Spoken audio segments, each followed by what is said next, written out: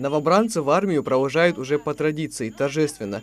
Во дворе военного комиссариата для них организовали концертную программу, но прежде звучат полезные советы и наказы: не забывать о героическом прошлом своего народа, не посрамить честь республики и служить достойно. Откуда мы вышли с роду, кто мы есть такие и зачем мы отправляемся служить.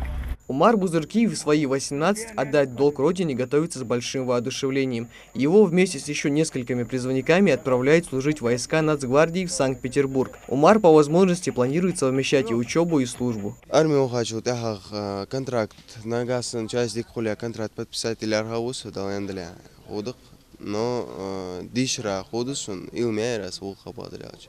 Диш федорог. Ну, большинство А вот Рамзан Лянов в ближайший год проведет в железнодорожных войсках и с радостью едет в Екатеринбург, где и будет нести службу. Он, к слову, давно планировал попасть в ряды вооруженных сил страны.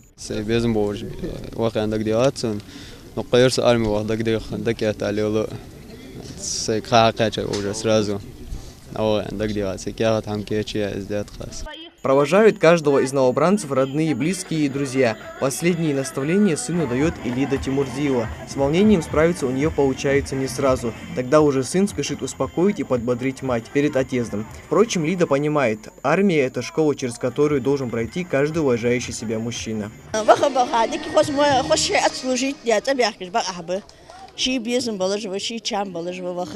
За новобранцами приехал майор Александр Балуцок. 6 из них предстоит ровно год учиться военному делу в Сызрани, в железнодорожных войсках, отдавая свой долг родине, как того требует честь и достоинство. Данный призыв будет проходить службу у меня в батальоне, учебная рота в понтонно-мостовом батальоне. Все 6 человек будут находиться у нас.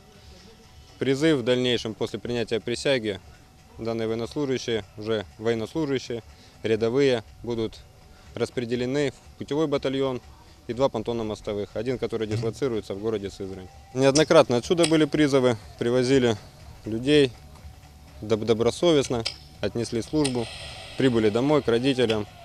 С военкоматом поддерживаем связь, созваниваемся периодически. На дорожку присесть никто не спешит, зато эту примету здесь с большим воодушевлением заменяют на лезгинку. Новобранцы выходят в круг под дружные аплодисменты друзей.